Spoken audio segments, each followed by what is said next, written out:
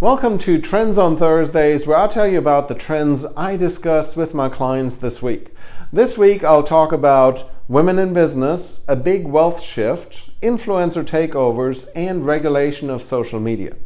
First up, because it's something important to me, March 8th is International Women's Day, and the theme for 2019 is Think Equal, Build Smart, Innovate for Change. And that certainly resonates with me. Look, I've had many influential women as both friends and mentors in my life, and I'm a much better business person and certainly a better person for it. So thank you for being there. And business isn't easy as it is, and being judged by anything other than your ability sucks. Time to do better with diverse teams all across the board, because first of all, it's 2019, and if anyone thinks that they're better than someone else based on anything other than their ability, it's time to vote them off the island. Plus, diverse teams perform better anyway. Science, fact. Next up, there is a big wealth shift coming. According to a study, $12 trillion of business will change hands over the next 10 years.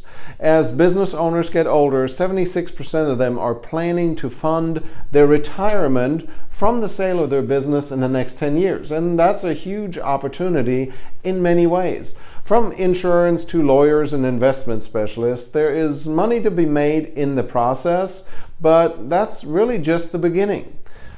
It also means that if you're interested in buying a business, or someone else's business in this case, instead of starting your own, there's lots of opportunity coming. If you're a business owner, on the other hand, getting ready to sell your business, you might want to start making your company sellable.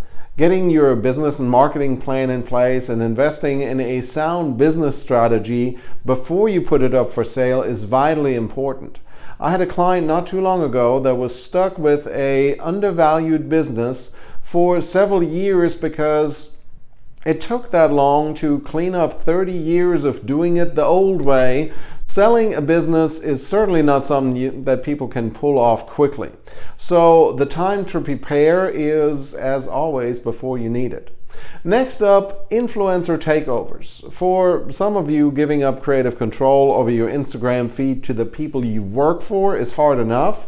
So bear with me on this one. The continuing trend to let influencers or other brands take over your social media channels for a day can actually work extremely well, since it brings something new to your audience and potentially introduces your brand to their audience. Now, let's talk about price for a minute. There is really no set anything when it comes down to influencer marketing.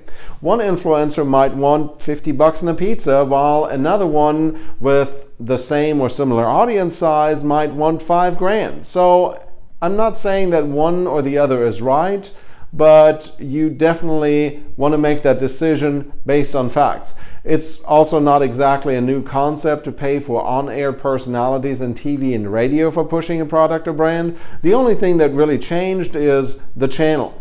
Now, one more, a certain amount of regulation will be coming to social media one way or the other, and it's probably going to be a total cluster, since most people that make the laws and govern these things are not exactly tech savvy, to say the least. Privacy and convenience are on two opposite sides of a sliding scale. What makes our Facebook feed so addictive is that I'm shown things that pertain to me. As a marketer, it's very powerful to be able to target people based on what they have searched for on Google, by the domains that they receive emails from, or just on a handful of YouTube channels that my target audience watches. That's actually the target part of target audience. It's all about what you can well define and hit. Market while you can before it goes away. And by the way, I think I would like people involved that actually know their way around digital media, because right now it's a bunch of old people in special interest group. That is it for this week. I hope you share this with someone who would benefit from a weekly dose of trends. Until next week, I'm Tobias Wilhelm.